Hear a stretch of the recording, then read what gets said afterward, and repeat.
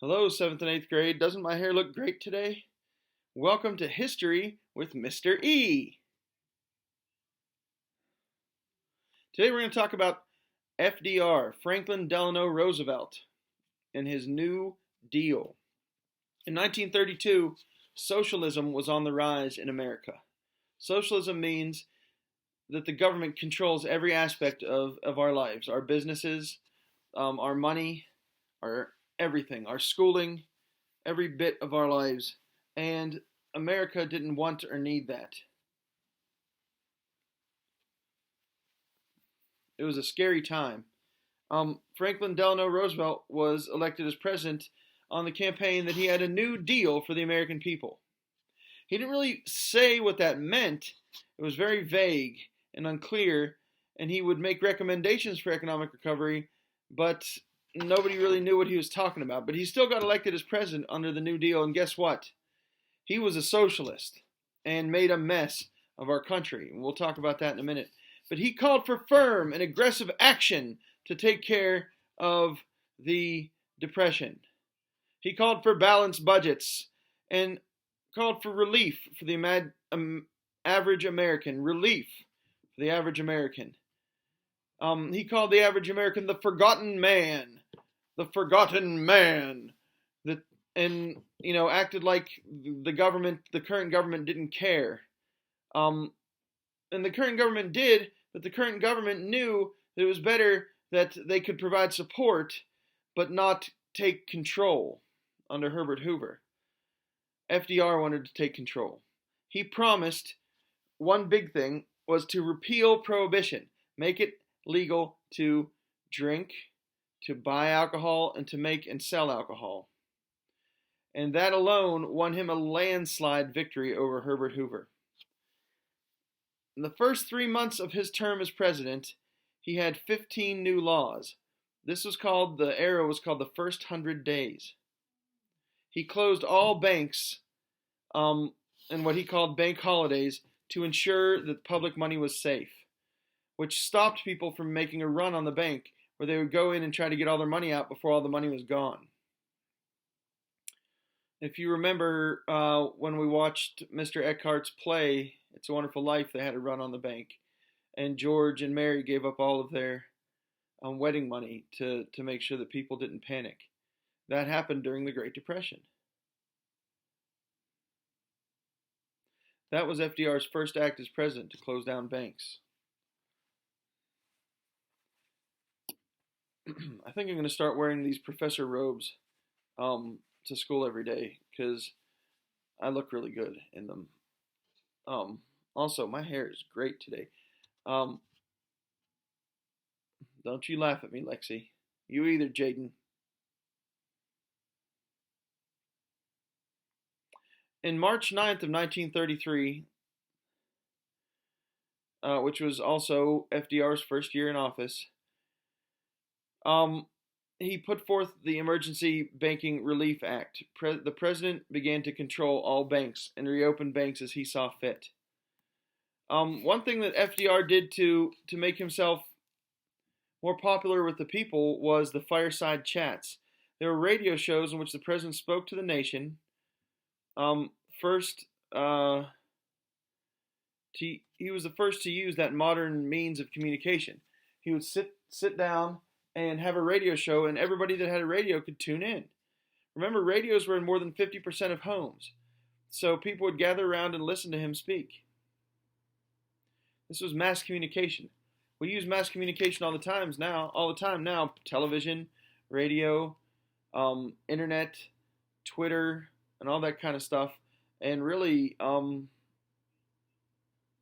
it's necessary for presidents to be seen by the people. He used these fireside chats to assure Americans that their money was safe in the banks that had been closed, and he was able to open 3/4 of all those banks by late March. But now they had control.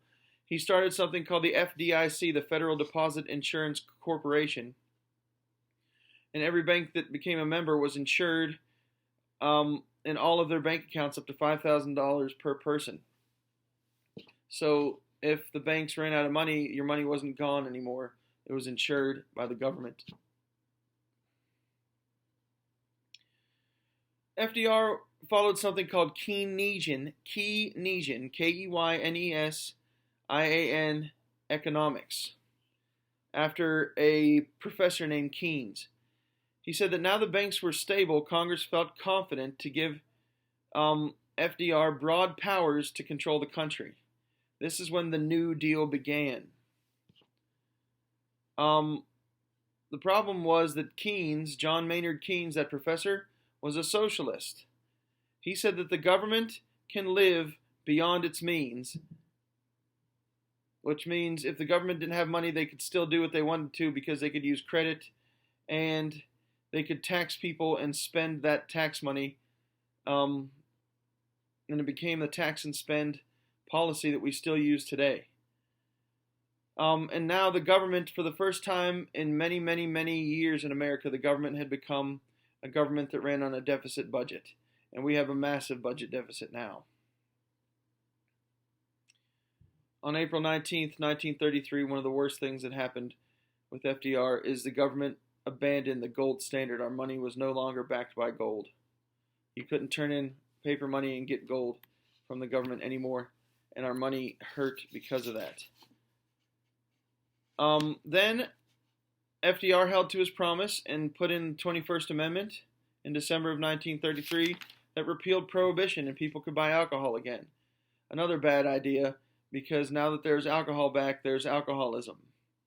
There was broken homes again. There was people not showing up for work because alcohol is known to ruin lives because people can't control themselves when they're drunk. Another big government program was the TVA, the Tennessee Valley Authority. Some of you around here should have heard of that. They used the Tennessee Valley Authority to solidify where we live, Kentucky, Tennessee, and states in this big central part of the eastern part of America. They used the Tennessee Valley Authority to control flooding, to conserve soil, to bring hydroelectric power to the Mid-South by building dams. And it's been a great help, in my opinion, the TVA, but it's a government-run water and power system. And it has strengthened the infrastructure of our country.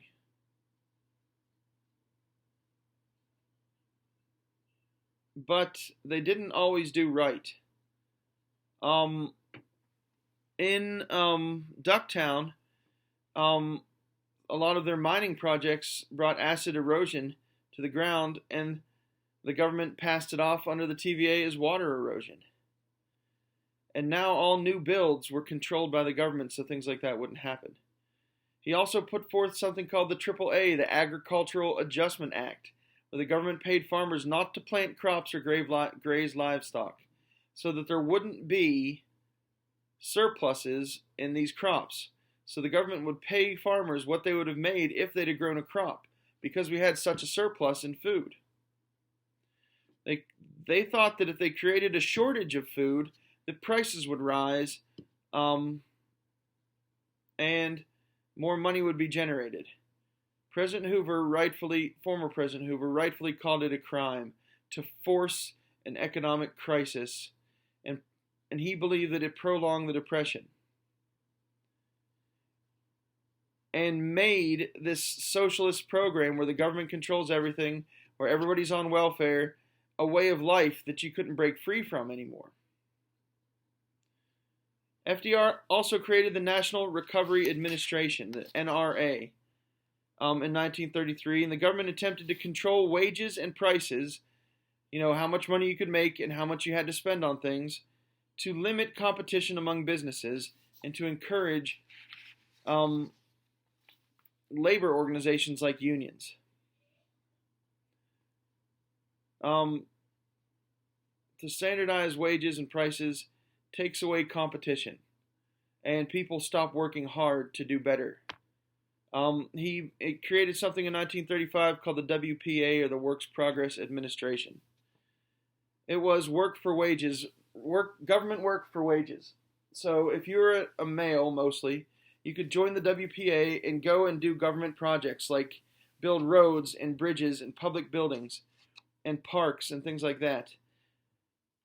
And then the government would pay you. 3 million people enrolled, but the project was badly managed, and there was a lot of corruption and waste. It was, dig a hole this week, fill it up next week type stuff. They called it make work. And people had little incentive to excel because nobody could get a promotion at a job like that. So little work actually got done right. And it was not a very well respected program, the WPA. Another program of the same sort called the Civilian Conservation Corps, the CCC, was created in 1936 and was set up for 500,000 young men from age 18 to 25. They would live in barracks like army barracks. They would wear uniforms, and they would work to plant trees and reforest the country. They would work to conserve our soil and our water, to strengthen our farms and forests. And they actually went into Mammoth Cave and built a lot of the railings, the old railings that were in Mammoth Cave. They planted the forest on top of Mammoth Cave. That's the Civilian Conservation Corps. The WPA and the CCC also built Cherry Hall at Western, the big giant building at the top of the hill. So some of the programs were okay. Most of the money that those young men made at the CCC was automatically sent back to families, so it was a better program than the WPA.